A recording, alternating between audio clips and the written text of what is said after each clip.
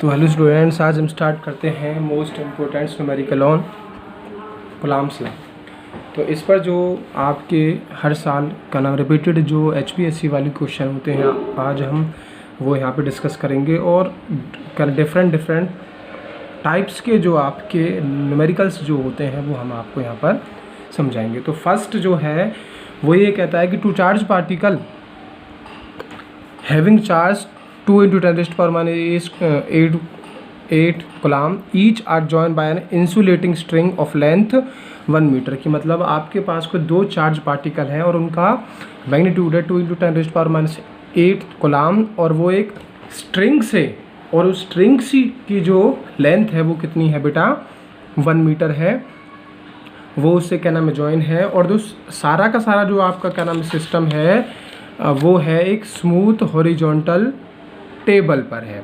तो find the tension in the string, तो मतलब आपको यहाँ पर उस स्ट्रिंग पर कितनी टेंशन लग रही है। तो मतलब टेंशन भी एक टाइप का फोर्स होता है और यहाँ पर वो ये आपसे कह रहा है कि भाई उन दोनों चार्ज पार्टिकल पर कितनी टेंशन क्या नाम लग रही है, मतलब जो आपके उस स्ट्रिंग है उन पर कितनी क्या नाम लग रही है टेंशन। तो यहाँ पर स्ट्रिंग पर टेंशन का मतलब है electrostatic force of repulsion between two charges. तो स्टार्ट करते हैं आपका। तो यहाँ पर उसने चार्जेस की वैल्यू दी है, Q1 दिया है 2 × 10⁻⁸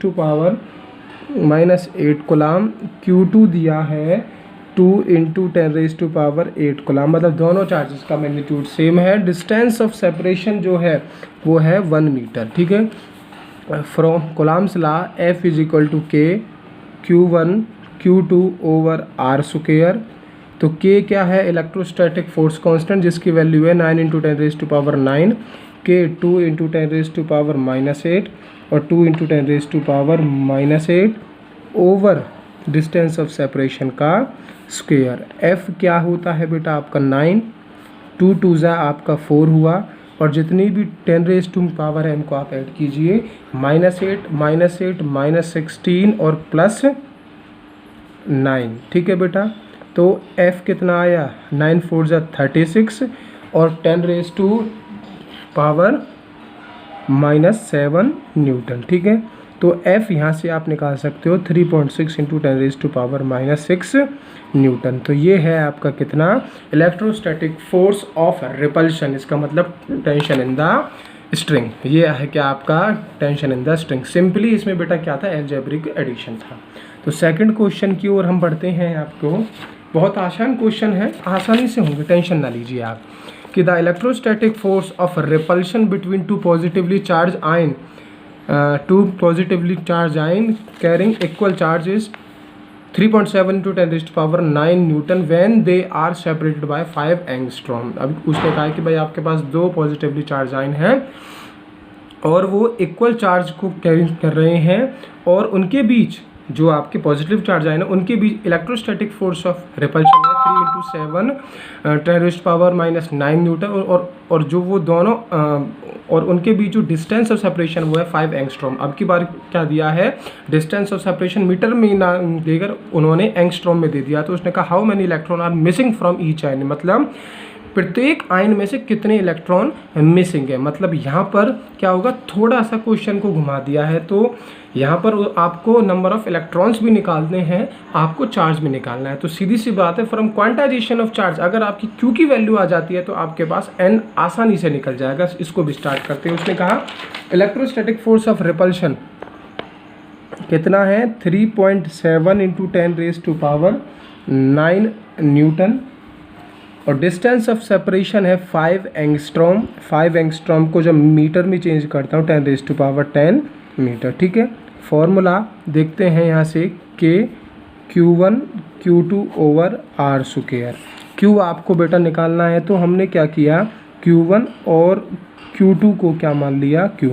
तो इलेक्ट्रोस्टैटिक फोर्स ऑफ रिपल्शन है 3.7 × 10⁻⁹ और ये इलेक्ट्रोस्टैटिक फोर्स कांस्टेंट ये रहा आपका, ये Q² और R 10⁻10 का, ठीक है बेटा। क्रॉस मल्टीप्लिकेशन कीजिए 3.7 10⁻⁹ ये यहाँ गया आपका 5 × 10⁻10 और ये नीचे आया 9 × 10⁻9 और ये कितना हुआ आपका क्यू स्क्वेयर।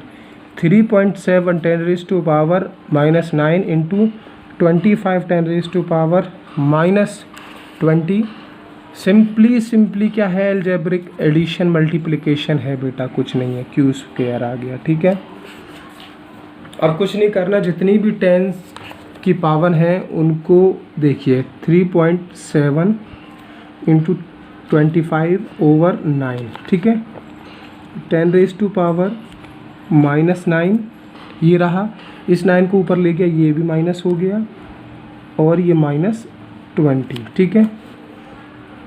3 ये यहाँ से डेसिमल हटाया 25, ये कितना आया 90, -18 और -20, ठीक है।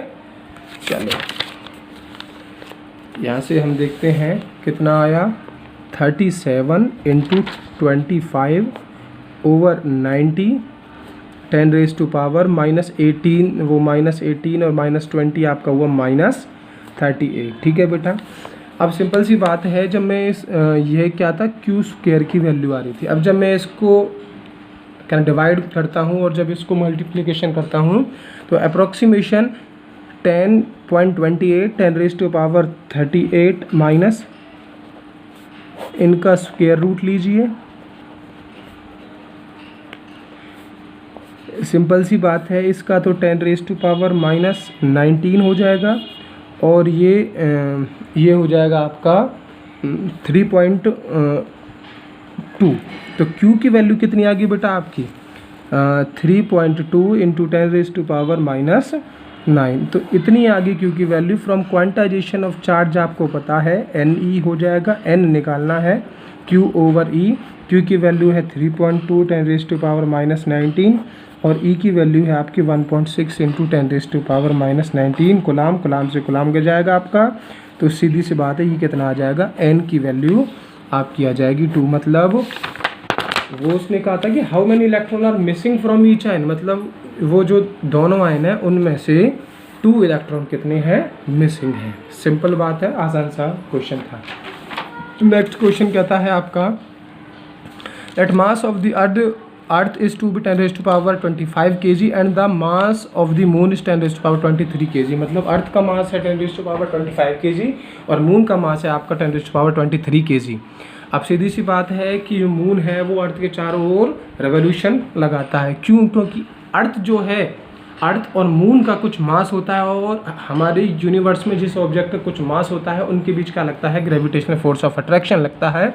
तो वो क्या करता है, अर्थ मून को अपनी ओर खींचता है, जिससे मून अपनी ऑर्बिट से कभी भी बाहर नहीं जा सकता। उसने कहा कि भाई कि मैं अर्थ और मून पर कितना कितना चार्ज रख दूं कि उनके बीच जो attraction, gravitational force of attraction है वो क्या हो जाए, न्यूट्रलाइज हो जाए। क्वेश्चन को समझते हैं बेटा ढंग से।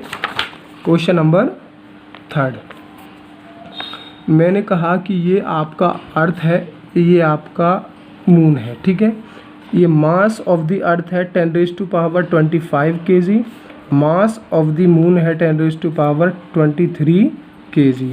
डिस्टेंस ऑफ सेपरेशन मैंने मान लिया आर, हालांकि हमको ये बताइए होती 3,84,000 किलोमीटर, परंतु हमने इसको यहाँ पर आर माना। सिंपल सी बात है, अब ये अर्थ जो होता है ये उसको क्या करता है, मून को अपनी ओर अट्रैक्ट करता है। क्या करता है, मून को अपनी ओर अट्रैक्ट करता है, इसलिए मून अपनी ऑर्बिट से बाहर नहीं जाता। तो मतलब कुछ ऐसा हो कि अट्रैक्शन फोर्स ये न्यूट्रलाइज हो जाए।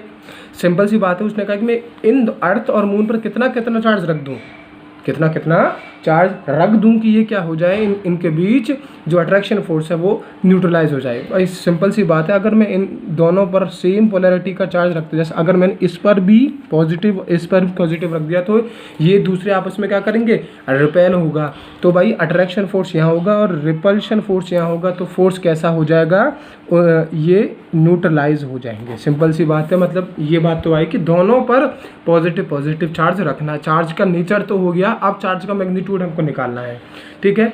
तो इसका मतलब देखिए बेटा, तो आपका ग्रेविटेशनल फोर्स किसके इक्वल होगा, इलेक्ट्रोस्टैटिक फोर्स के।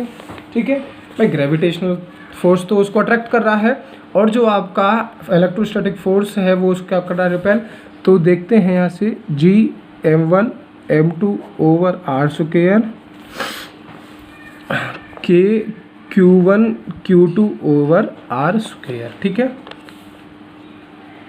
यूनिवर्सल ग्रेविटेशनल की वैल्यू 10⁻⁻11, 10⁻25, 10⁻23 आर स्क्वायर, यहाँ से 9 × 10⁻9 ये हमको निकालना ही है। तो मैंने आप मान लिया Q1 और Q2 क्या है, Q मान लिया। तो कितना हो गया Q square over R square. यहाँ से ये कैंसिल हो गया बेटा, सिंपल सी बात है। 6 × 6 7 10⁻11 और ये कितना हुआ 10⁻25 और ये आपके कितने हुए 48 हो गया।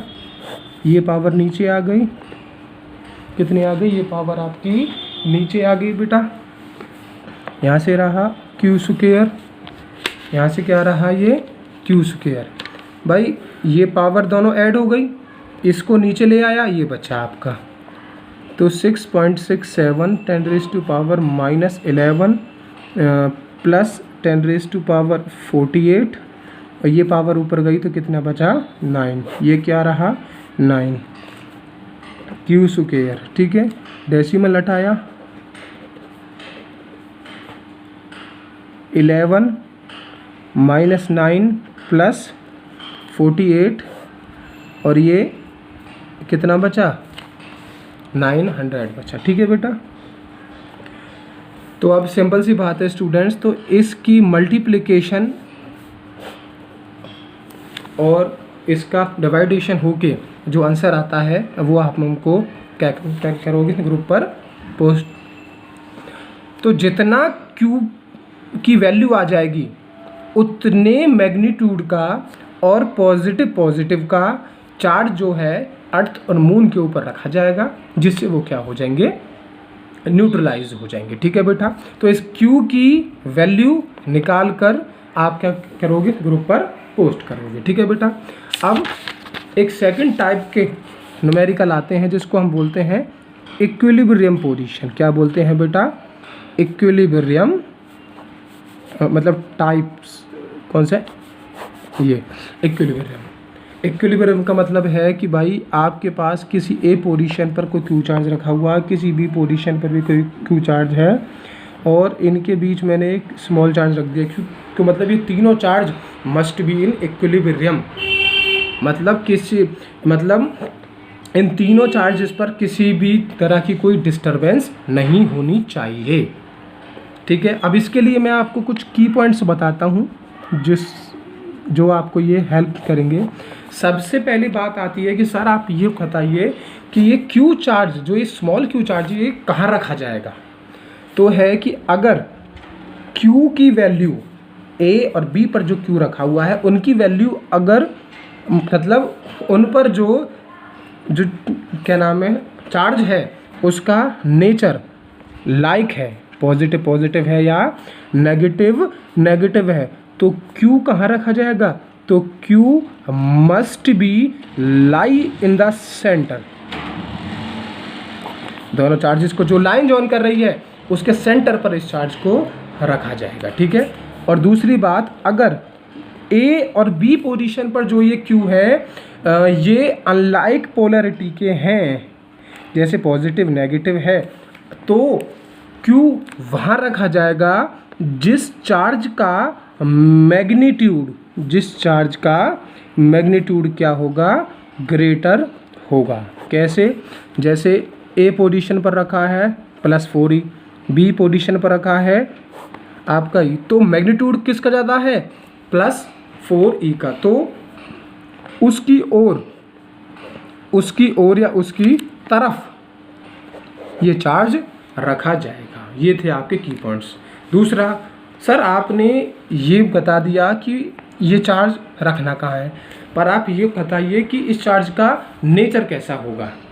सीधी सी बात है, जब हम बात इक्विलिब्रियम की कर रहे हैं तो ऐसा है कि अगर ये दोनों पॉजिटिव चार्जेस होंगे तो ये होगा नेगेटिव, देखो कैसे, अगर मैं इसको भी पॉजिटिव ले लूँ और इसको भी पॉजिटिव ले लूँ तो ये वाला, तो ये क्या करेगा, ये स्मॉल क्यू इसको रिपेल इस तरफ करेगा, ये वाला क्यू भी इसको इस तरफ रिपेल करेगा। तो इसका मतलब ये है कि इस चार्ज पर क्या हो गई, डिस्टरबेंस हो गई, तो इक्विलिब्रियम पर नहीं रही।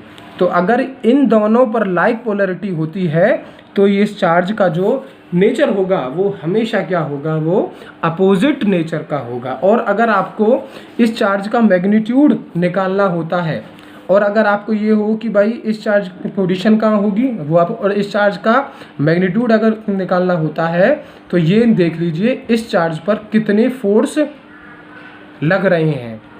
ठीक है बेटा, मतलब इस चार्ज पर ये भी फोर्स लगाएगा और इस चार्ज पर ये भी फोर्स क्या नाम लगाएगा, या इस पर ए पोजीशन पर जो चार्ज है या बी पोजीशन पर जो चार्ज है उस पर फोर्स निकाल लीजिए, वो ही क्या आ जाएगी, उसकी वैल्यू आ जाती है। तो इसी पर बेस एक मैं आपको क्वेश्चन बताता हूँ। ए charge Q is place at the centre of line joining two equal charge Q, मतलब आपके पास दो इक्वल चार्ज है Q और वहाँ पर एक स्मॉल q चार्ज रख दिया गया। उसने कहा कि अब आप यह दिखाइए कि सिस्टम क्या है, इक्विलिब्रियम में है और Q की जो वैल्यू है वो -q/4 होनी चाहिए। ठीक है, हो गया, क्या दिक्कत है भाई।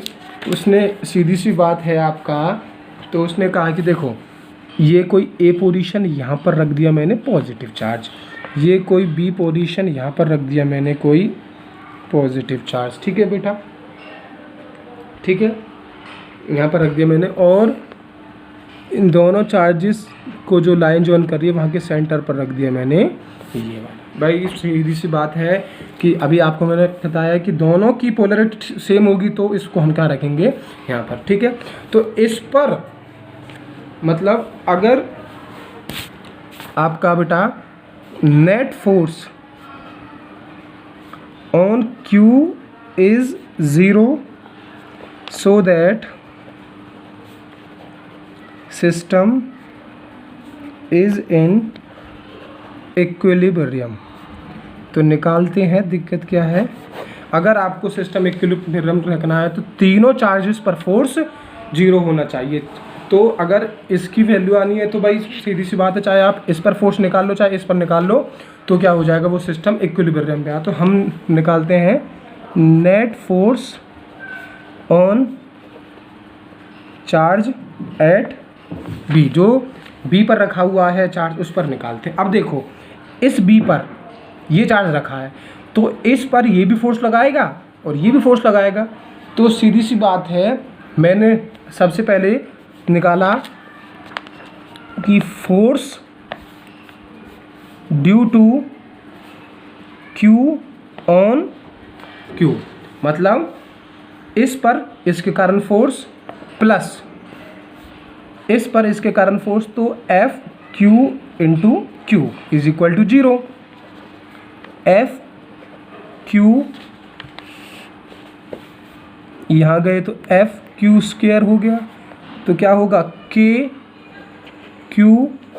अब देखो मैंने ये कह दिया बेटा कि इनकी डिस्टेंस ऑफ सेपरेशन है 2x और A से जहाँ पर एक Q चार्ज रखा है इसकी डिस्टेंस ऑफ सेपरेशन है x।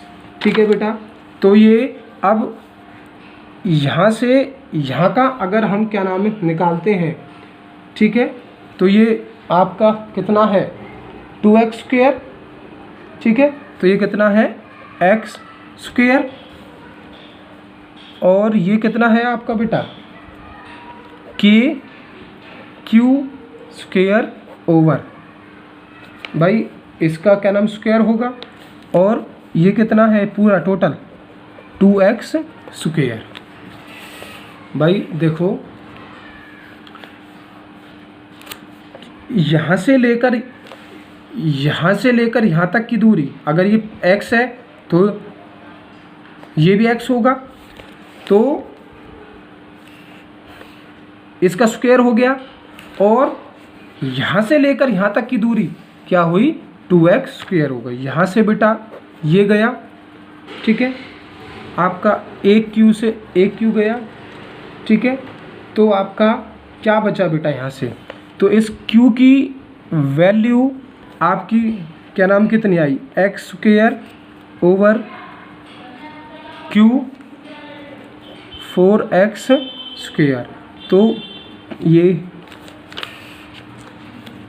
q over x square और यहाँ पे q स्क्वायर था तो एक क्यू बचा अपन 4x स्क्वायर, तो q की वैल्यू कितनी आई -q/4, जो क्या है आपको क्वेश्चन पूछा था कि भाई सो दैट द, आपको तो क्या था कि भाई so that the system will be in equilibrium if q is equal to -q/4। तो बेटा इस टाइप के जो क्वेश्चन हैं वो बहुत इंपॉर्टेंट होते हैं, तो आप इनका रिवीजन कीजिए। Thank you.